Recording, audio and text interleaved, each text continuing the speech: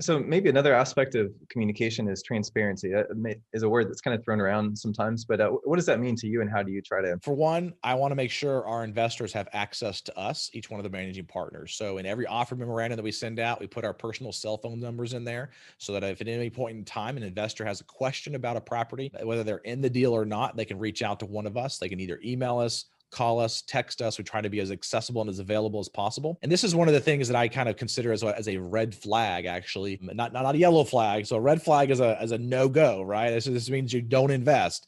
Is with a group that only has one partner in the group.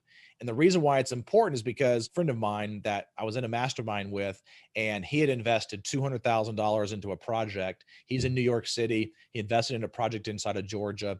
And then he brought in a friend of his to invest in that project as well. And he put in 200,000. And about 6 months into the deal, because it was a one partner operator, that person went ghost on them. Like literally, they can't figure out where the guy is. And it's possible that it's a legitimate, like he went on a vacation down in Maui and then just like, or down in the Bahamas and just never came back and died in an accident down there. Who knows, right? But they can't get a hold of him. The property's still there, the management company's still there, but the management company won't communicate with the investors because they're not contracted with the investors. They're contracted with the management with the sponsor. And then of course you're like, well, you can just have a court order. Well, according to the operating agreement, you actually have to arbitrate first before anything happens through the courts. Well, what happens when you can't arbitrate somebody, right? Because you can't find them. Well, now they're trying to get a court order to try to take over that property and be able to, manage it a little bit better because that person went ghost on them.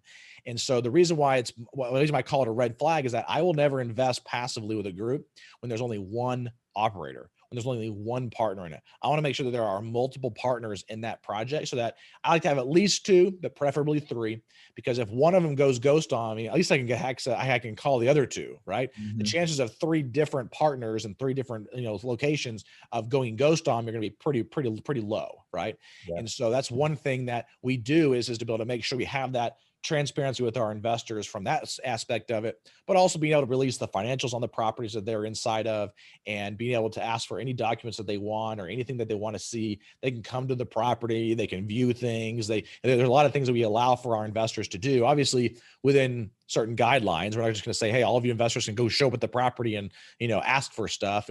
We would make sure that one of our partners was there and, things like that. Or if an investor wants to secret shop, we love that because it allows us to have another set of eyes on what's happening on the property. If we need to change or modify something, then obviously we can. And the more people that can, help us with that piece of it is helpful.